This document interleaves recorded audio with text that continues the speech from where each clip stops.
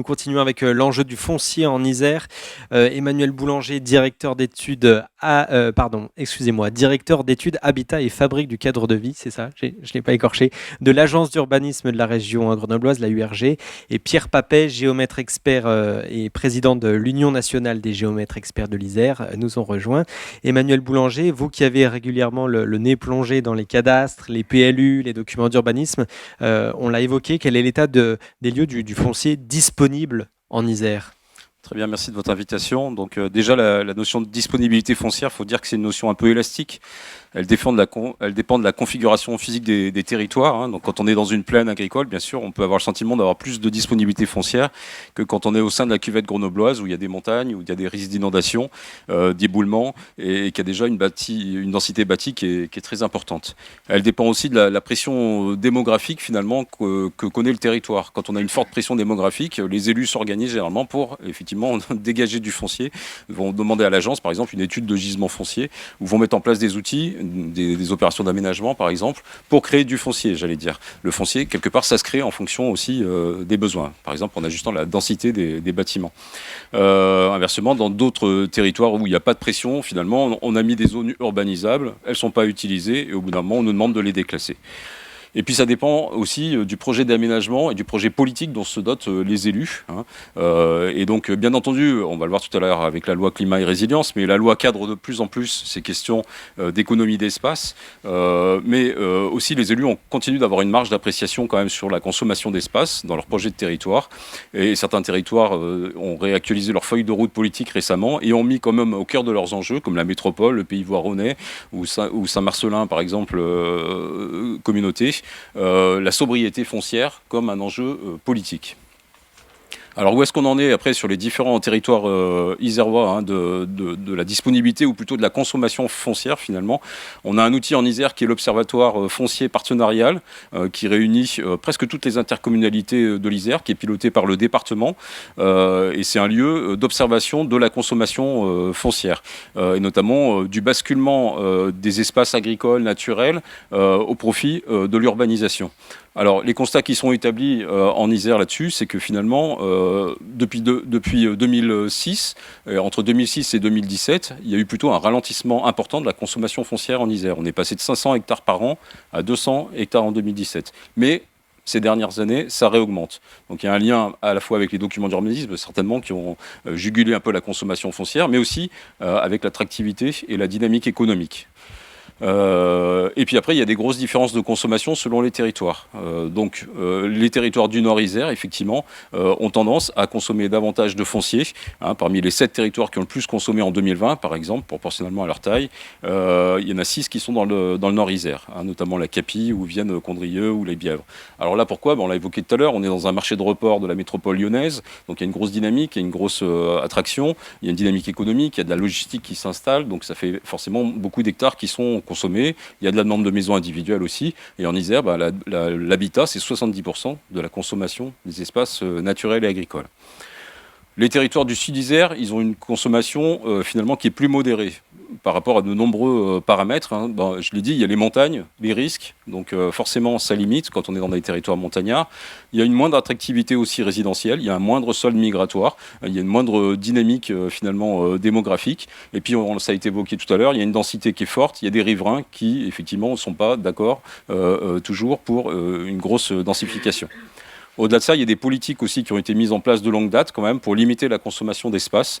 Le schéma directeur de 2000 déjà disait qu'il faut arrêter de construire sur les montagnes, il faut construire plutôt, et le SCOT hein, de 2012, ils ont dit qu'il faut construire plutôt déjà dans les espaces urbanisés, il faut préserver des corridors écologiques, il faut limiter le mitage et il faut faire un effort effectivement de construire là où il y a des services, là où il y a des modes de déplacement.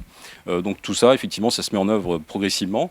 Récemment, le PLUI de la métropole aussi a été approuvé, donc en décembre 2019, et par exemple, il s'est fixé lui-même l'objectif, j'allais dire, à la fois de continuer à construire du logement, hein, il y a à peu près 3000 logements à construire par an, mais aussi au maximum de baisser la consommation foncière hein, et de diminuer d'un tiers la consommation foncière par rapport à ce qui avait été enregistré les 10 dernières années. Voilà. Et aujourd'hui, il suit à peu près dans les chiffres qu'on a, les premiers chiffres qu'on a, cette trajectoire. Il y a aussi, ça a été évoqué tout à l'heure, des opérations d'aménagement qui ont été mises en place, hein, des zones d'aménagement concertées, Bouchaillet-Vialet, Deubonne, la Presqu'île, Grande Alpe, on a cité Rossignol aussi, République dans le Voironnais.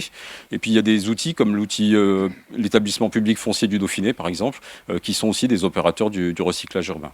Donc pour finir juste sur cette partie, dire que finalement aujourd'hui, dans ces territoires urbanisés, de proximité de la métropole, on n'est plus sur du gisement foncier, on est plutôt, ça a été dit par M. Trignat, sur du gisement immobilier, hein, c'est-à-dire qu'effectivement, c'est plutôt, on remet sur le marché des logements vacants ou effectivement, on densifie des territoires pavillonnaires. Voilà.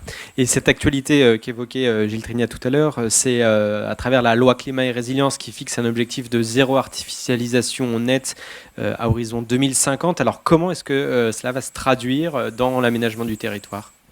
Alors tout à fait, déjà pour bien comprendre, effectivement, l'idée c'est que finalement quand on sera en 2050, il n'y ait plus un hectare supplémentaire qui soit imperméabilisé par de l'urbanisation. En tout cas, il devrait y avoir un solde qui va être négatif, c'est-à-dire que les hectares qui auraient été imperméabilisés à un moment donné, ils vont être compensés par des hectares qui auraient été renaturés. Ça veut dire par exemple dans une commune, si on a consommé 2 hectares pour faire des immeubles sur un champ, on devra les compenser quelque part, par exemple, en ayant renaturé un parking ou une surface bitumée. Voilà, c'est une histoire de solde. D'ici là, la loi elle fixe une trajectoire qui est plutôt de limiter la consommation d'espace. Hein, dans les 10 prochaines années, la consommation d'espace, elle devra être dans un espace naturel, agricole, et forestier, pardon, elle devra être diminuée par 2 par rapport à ce qui s'est fait dans les 10 précédentes années. Donc ça, c'est un objectif national. Après, il va être décliné à l'échelle des régions dans les SRADET. Il va être décliné localement dans les SCOT. Il va y avoir une conférence des SCOT qui se réunit actuellement pour justement faire des propositions. Et puis après, en 2027, dans le micro, s'il vous plaît. Pardon, en 2027, il devra être dans les documents d'urbanisme communaux ou intercommunaux, donc dans les PLUI. Donc peut-être ce qu'il faut dire aussi que par rapport à ça, il y a un changement de paradigme qui est important. C'est-à-dire que jusqu'à présent, on raisonnait limiter la consommation d'espace. Aujourd'hui, on va s'intéresser à la qualité des sols et à la fonction écologique des sols. La loi veut finalement permettre que les sols retrouvent une vraie capacité par rapport à la biodiversité, par exemple, par rapport à des capacités hydriques, hein, c'est-à-dire de permettre l'écoulement des eaux, par rapport à la résilience climatique. Donc ça, c'est un vrai changement qu'il va falloir petit à petit intégrer, effectivement, d'avoir vraiment de la pleine terre, par exemple. Et donc, il y a des débats aujourd'hui sur qu'est-ce qu'un sol artificialisé ou pas artificialisé. Et c'est des débats complexes. Il y aura des décrets qui vont paraître. Par exemple, est-ce qu'un stade de foot, une pelouse de stade de foot, c'est artificialisé ou c'est pas artificialisé? Est-ce qu'une pelouse basique un peu d'une copropriété, c'est artificialisé ou pas artificialisé? Donc là, les choses sont en cours de discussion en application de la loi. Peut-être ce qu'on peut dire, c'est qu'effectivement, pourquoi il y a cette exigence supplémentaire en France d'aller plus loin que les lois qu'on avait sur la loi SRU, par exemple, ou sur la loi Grenelle par rapport à la consommation d'espace. Parce que ces lois ont déjà, ça fait 20 ans qu'on est dans un paradigme plutôt de limiter la consommation d'espace. Il faut dire qu'en France, l'étalement urbain, finalement, il est élevé par rapport à d'autres pays européens. On a urbanisé, artificialisé 30 à 40 000 hectares ces 10 dernières années. Ça fait à peu près 4 terrains de foot toutes les heures.